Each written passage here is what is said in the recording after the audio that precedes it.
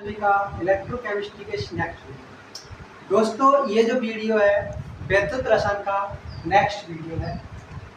इसके पहले वाले वीडियो में इस चैप्टर में इलेक्ट्रोकेमिस्ट्री नाम का जो चैप्टर है उसमें हम लोगों ने जो पढ़ा है कि चालकता क्या होती है और मोलर चालकता क्या होती है।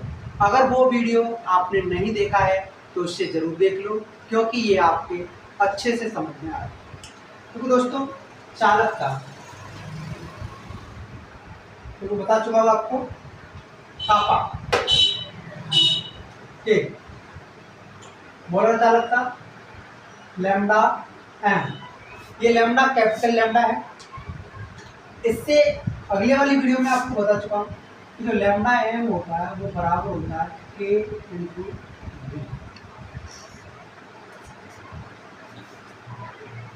इसके बारे में हमने बात करी है इससे पहले वाली वीडियो में।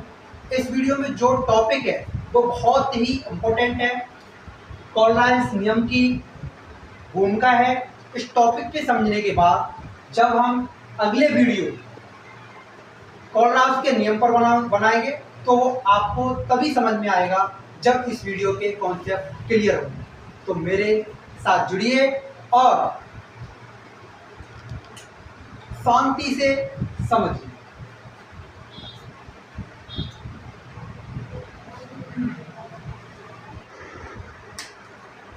आपको पता है कि विद्युत धारा कब प्रवाहित होती है। ऐसा विलयन है इसमें क्या होती है, विद्युत अपघटन।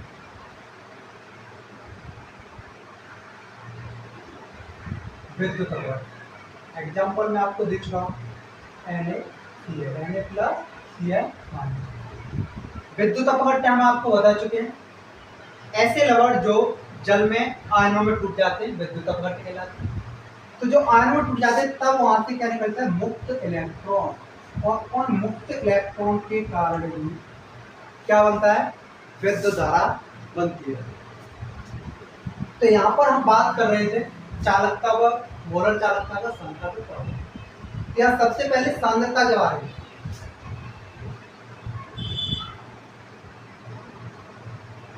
सांद्रता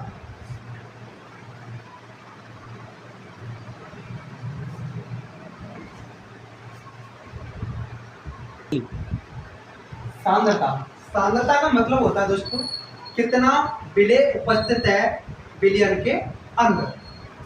तो यहाँ पर सांद्रता अवरोध प्रति एकांश आयतन में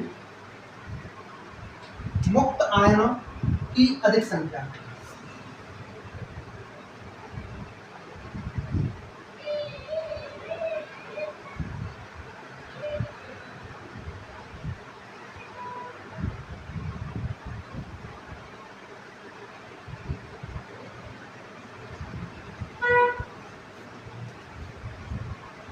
अधिक संख्या प्रत्येक आयतन में मुक्त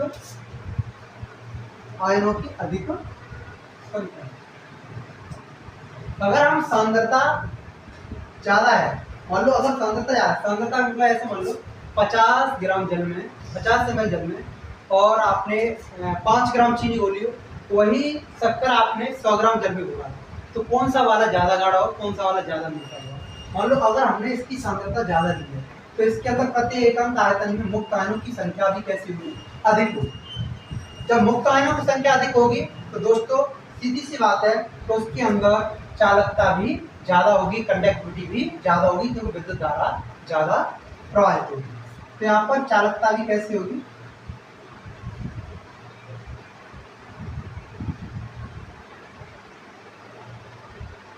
चालकता भी अधिक होगी।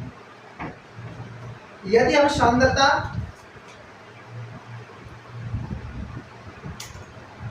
कम ले तो प्रत्येक आयतन में मुक्त आयनों की संख्या भी क्या होगी, कम होगी।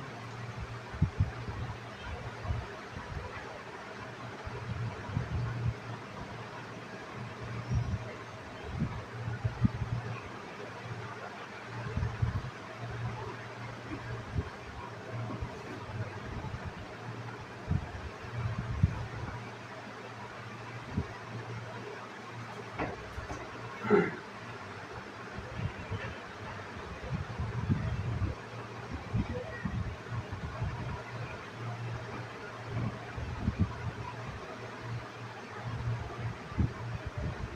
यहाँ पर चालकता भी क्या होगी, कम होगी, क्योंकि आयन कम होंगे तो विद्युत धारा भी कम होगी।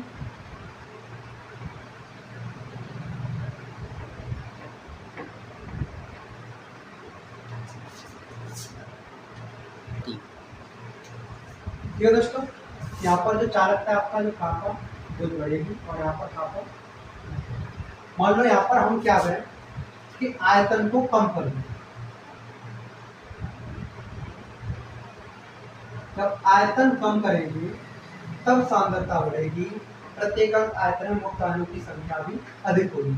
अगर आयतन को हम बढ़ाएंगे, आयतन यानी आपका V, तो सांद्रता घटेगी, प्रत्येक आयतन में मुक्त आयनों की संख्या भी कम होगी और चालकता भी घटेगी। और दोस्तों यहाँ पर हम लैम्डा और लैम्डा एम बराबर के, इसकी अगर बात करें तो यहाँ पर एक कंफ्यूज होती है कि बच्चे कहते हैं कि लैम्डा एम बराबर है किसके, कापा और आयतन के, बट यहाँ पे ऐसा नहीं होता। आप देखेंगे कि जो V है और K है ये एक दूसरे से 36 का आंकड़ा है। देखो यहाँ पर कापा अगर बढ़ रहा है तो V घट रहा है, यहाँ पर कापा अगर घट रहा है तो V बढ़ रहा है। तो हम ये नहीं कह सकते कि लैम्डा एम बराबर है किसके, K के। V यहाँ पर आयतन है, वो भी कैसा है, प्रभावी।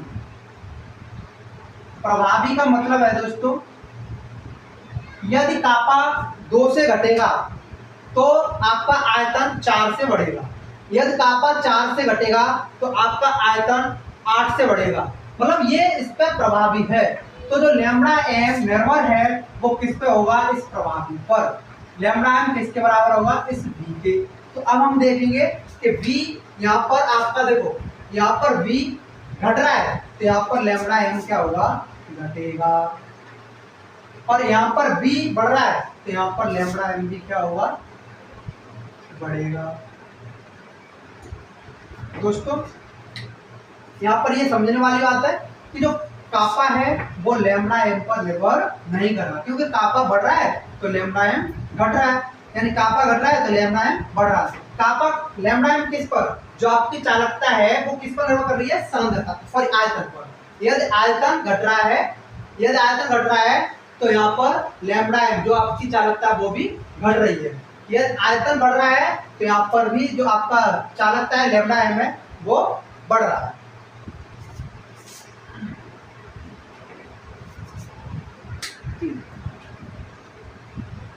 तो यहाँ से जो लैम्डा एम है, लैम्डा एम आपका किस पर निर्भर कर रहा है, V पर। तो लैम्डा एम V पर निर्भर करता है, मतलब आयतन बढ़ेगा तो आपकी मोलर चालकता भी बढ़ेगी, आयतन घटेगा तो मोलर चालकता भी घटेगा। तो दोस्तों चालकता इकाई आयतन में उपस्थित आयनों की संख्या पर निर्भर करती है। जो आपकी चालकता है वो इकाई आयनों में, इकाई आयतन में उपस्थित आयनों की संख्या। अब देखो यदि आयनों की संख्या अधिक है, प्रत्येकांक आयतन में मुक्त आयनों की संख्या अधिक है, तो जो आपकी चालकता है वो भी कैसी होगी, अधिक होगी। फर्स्ट पॉइंट मैंने ये लिखा है कि इकाई आयतन में उपस्थित आयनों की संख्या पर निर्भर करती है। जो आपकी कौन, ये चालकता, चालकता जो है वो किस पर निर्भर कर रही है, इकाई प्रति एकांक आयतन में मुक्त आयनों की, सॉरी इकाई आयतन में उपस्थित आयनों की संख्या।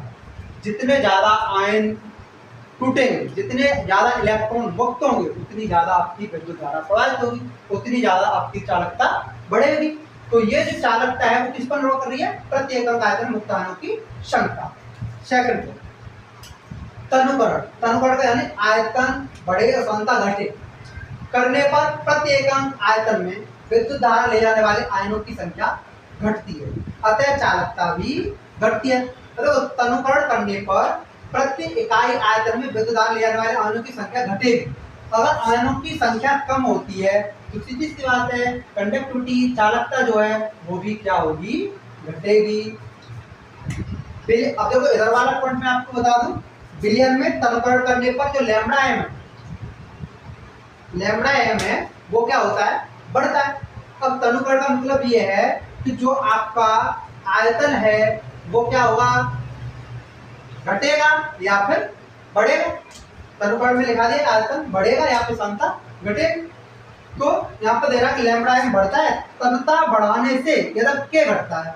अगर आप तनुकरण यानी तन्यता बढ़ाओगे तो के क्या होगा, भैया घटेगा। तो के घटता है परंतु v का मान बढ़ता है।